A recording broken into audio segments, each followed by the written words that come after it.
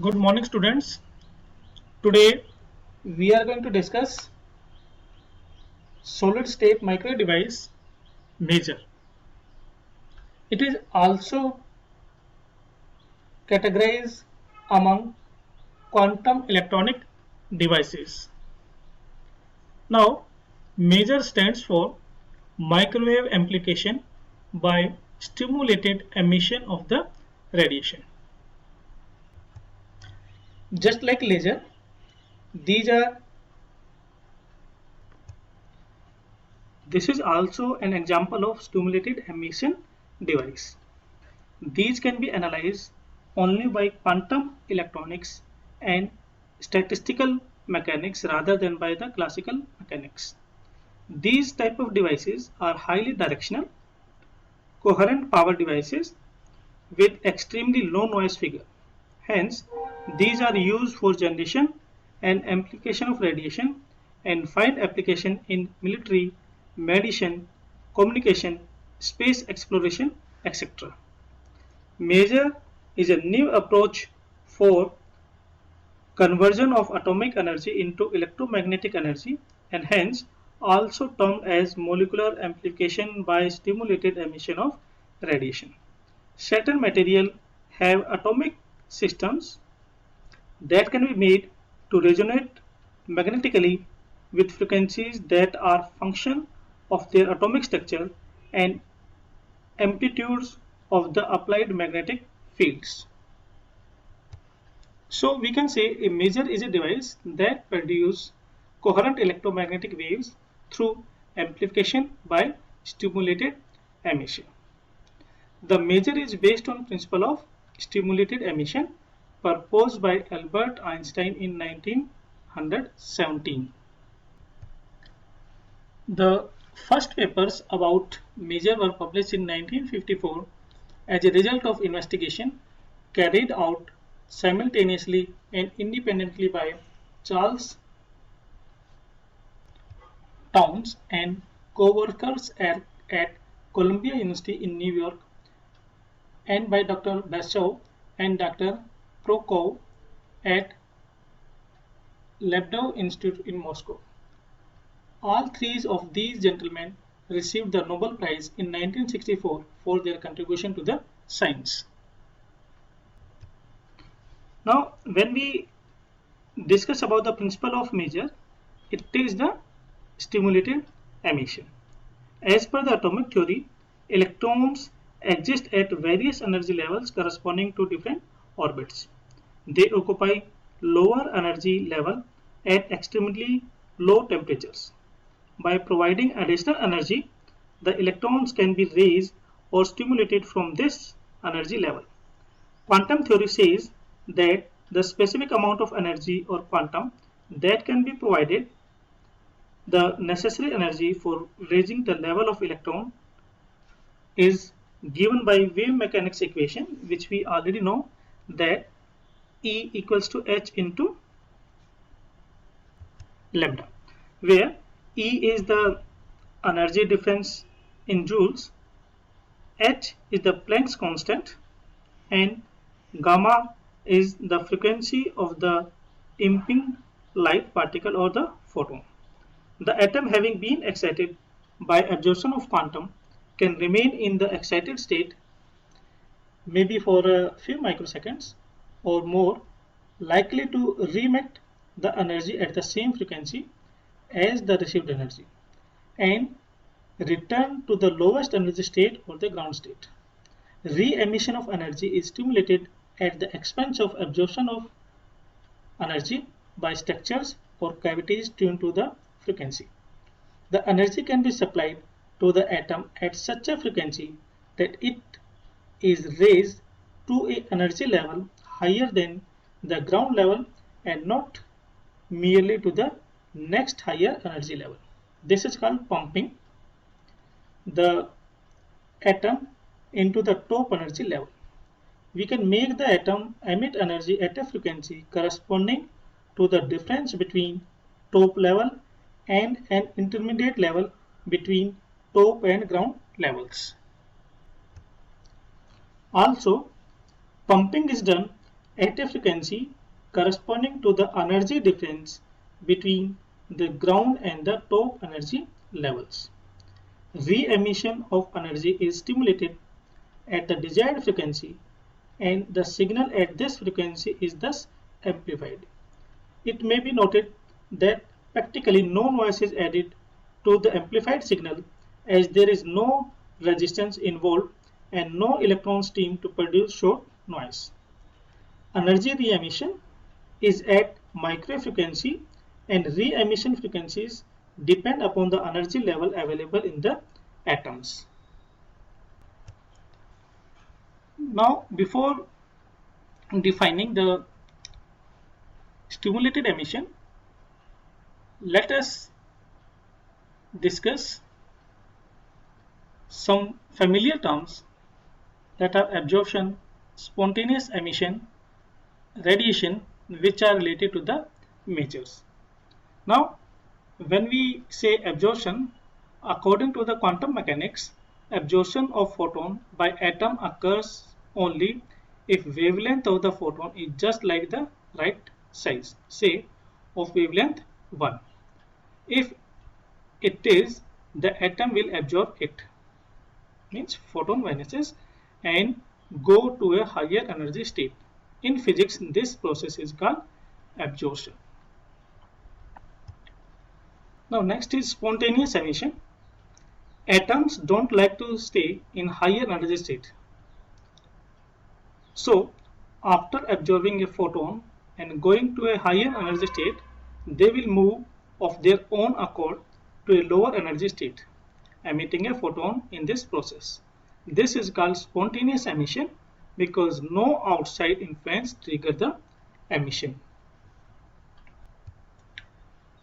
Normally, the average lifetime for spontaneous emission by excited atom is around 10 raised to power minus 8 seconds. That is, the atom or the molecule will usually take around 10 raised to power minus 8 seconds before emitting the photon. Also, occasionally, however, there are states for which the lifetime is much longer, perhaps around 10 raised to power minus 3 seconds. These states are called metastable states. Metastable emission levels are essential for working measures. Now that we have discussed absorption and spontaneous emission, we can get to the stimulated emission. A major beam is made up entirely of the stimulated emission. Now the stimulated emission. With stimulated emission, a photon of the absorption wavelength 1 is fired at an atom already in its high energy state from prior absorption. The atom absorbs this photon and then quickly emits 2 photons to get back to its lower energy states. Thanks to quantum mechanics, both of these newly emitted photons are of same wavelength, that is wavelength 1. The following figure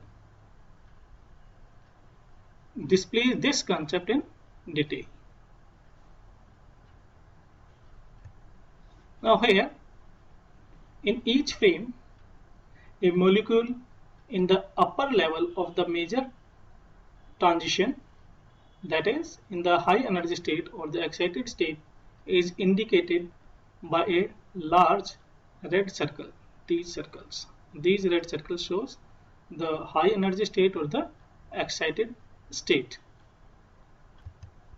while one in lower level or the low energy state is indicated by small blue circles, these blue circles. Now let us see this frame. A, all of the molecules are in upper state and a photon of wavelength 1, this photon shown in green color, is incident from the left side.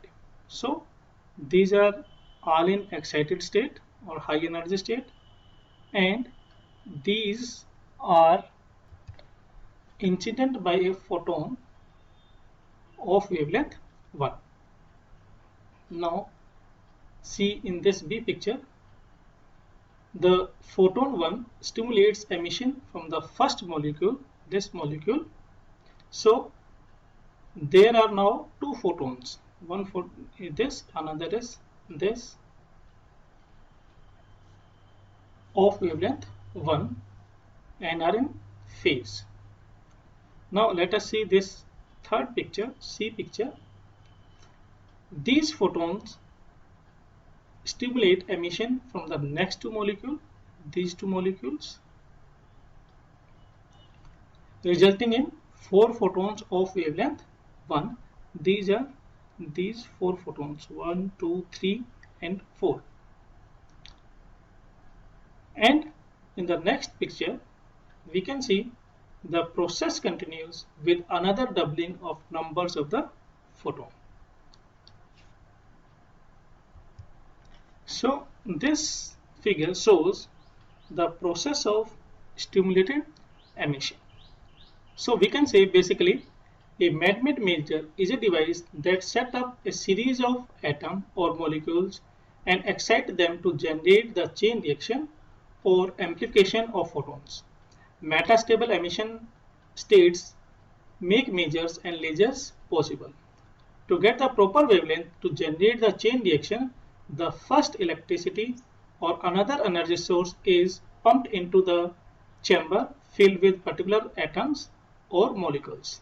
Then this pumping radiation causes the transition of atoms from the ground state to a higher energy excited state higher than that referred to in the above pictures. From this short-lived state of atom come down through non-radiative transition to a long-lived metastable state. Once in the metastable state, many atoms can be accumulated in one place and in the same state. The laser or the major beam stimulated emission arises when all these accumulated atoms simultaneously make a transition to the ground state, releasing their energy of wavelength 1, creating a beam of microwave radiation. Or it may be visible light in case of the laser, which can be sent on the other atom to cause the chain reaction described in the above picture, this picture. Since all the resulting photons are the same wavelength, major beam are extremely focused and coherent. Major and their shorter wavelength counterparts, that is lasers, have many practical applications, especially in science and medicine. Naturally occurring majors have been discovered in interstellar space. Modern majors can be designed to generate electromagnetic waves at not only at microwave frequencies but also radio and infrared frequency. Now let us see some common types of majors. First category is atomic beam majors, which includes ammonia major, free electron major, hydrogen majors. Next categories of gas majors, and in this first is rubidium major, another is liquid dye and chemical lasers. Another category is solid state majors, which includes ruby major, whispering gallery mode, iron sapphire majors. And another category is dual noble gas majors, the dual noble gas of a massing medium which is a non-polar. Now out of these different majors, let us briefly discuss about this hydrogen major. Now this picture depicts a typical hydrogen major where we can see this is the hydrogen discharge, these are the state selector, these are the atomic beam, aperture, entrance aperture, the cavity chamber, microwave cavity, and this is the storage bulb. So this is the simple structure of a hydrogen measure. The hydrogen measure is used as an atomic frequency standard. Together with other kind of atomic clocks, these help make up the International Atomic Time Standard. This is the international time scale coordinated by the International Bureau of Weight and Measures. Norman Ramsey and his colleague first conceived of the measure as a timing standard. More recent measures are practically identical to their original design. Major oscillations rely on the stimulated emission between two hyperfine energy levels of atomic hydrogen. Here is a brief description how they are going to work. First, a beam of atomic hydrogen is produced. This is done by submitting a gas at low pressure to a high frequency radio wave discharge, which we can see in this particular picture. The next step is this state selection. In order to get some stimulated emission, it is necessary to create a population inversion of the atom. This is done in a way that is very similar to a Sturm-Glatz experiment. After passing through an aperture and a magnetic field, many of these atoms in beam are left in the upper energy level of the lasing transition. From this state, the atoms can decay to a lower state and emit some microwave radiation. A high quality factor, microwave cavity confines the microwaves and re-inject them repeatedly into the atom beam. The stimulated emission amplifies the microwaves on each pass through the beam. This combination of amplification and feedback is what defines all oscillations. This can be seen here. The resonant frequency of the microwave cavity is tuned to the frequency of the hyperfine energy transition of the hydrogen.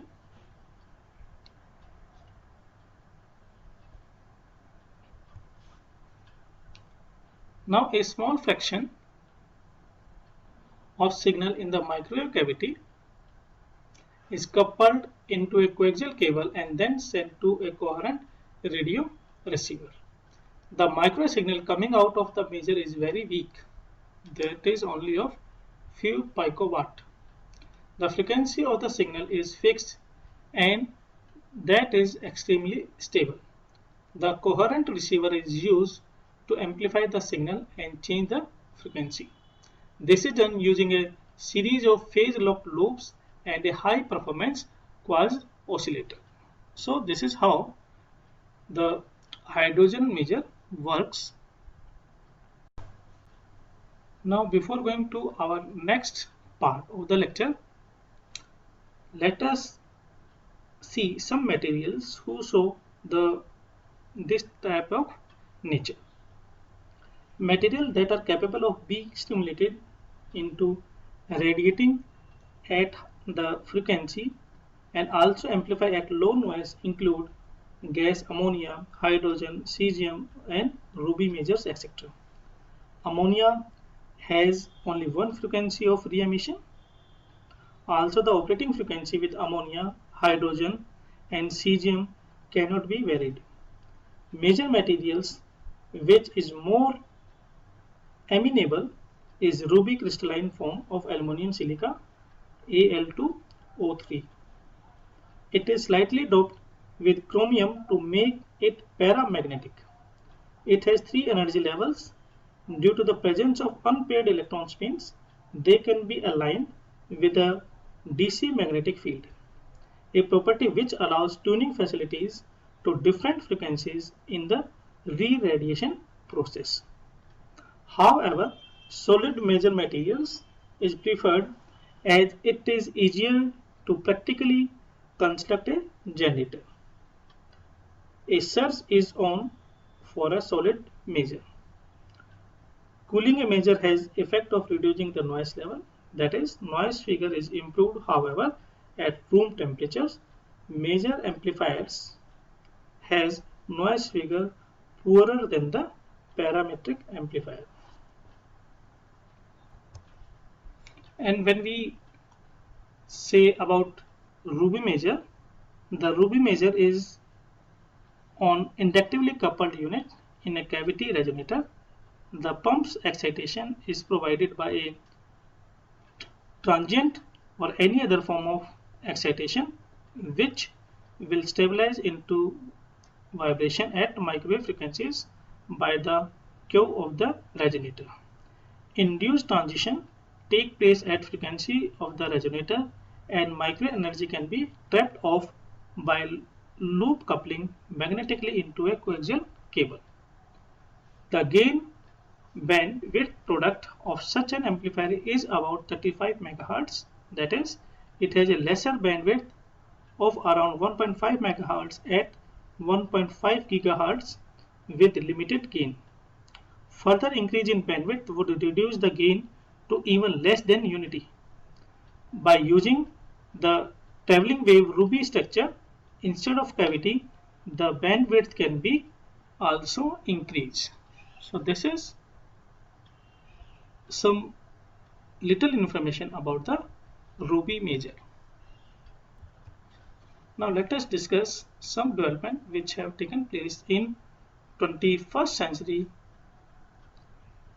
Now in 2012, a research team from National Physical Laboratory and Imperial College London developed a solid-state measure that operated at room temperature by using optically pumped pentacene doped p-terphenyl as the amplifier medium. It produces pulse of major emission lasting for a few hundred microseconds. In 2018, a research team from Imperial College London and University College London demonstrated continuous wave measure oscillation using synthetic diamonds containing nitrogen vacancy defects. Now let us discuss some of the performance characteristics of the measure. A typical traveling wave measure has the following performance characteristics. First, the operating frequency is about 1.6 GHz. Gain is about 25 dB. Bandwidth is 25 MHz. Pump frequency 48 GHz.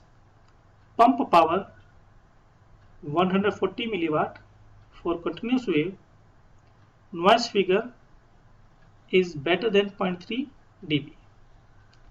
Now let us discuss some of the application part of this measure. First application is low noise, low level amplifier. Low level, since measure amplifier saturates even for 1 microwatt input level. Second is radio astronomy and other terrestrial communication. Now this measure is also suitable for radio astronomy and other extraterrestrial communication. Next is the radio telescope and the space probe receivers. So although measures provide an unsurpassed low noise amplification, they have several disadvantages, like they are fragile and bulkier compared to parametric amplifiers, narrower bandwidth, and these measures are having lesser dynamic range. So this is all about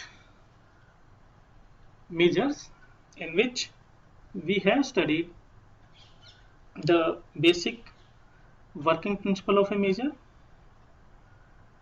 a brief description about hydrogen measure and Ruby measure, We have also discussed the new discoveries happened in 21st century, and along with that we have discussed some of the performance characteristics, the application part, advantages and the disadvantages of the measure over other similar solid state devices. So students, this is all for the lecture. Thanks for listening my lecture. Have a very nice day.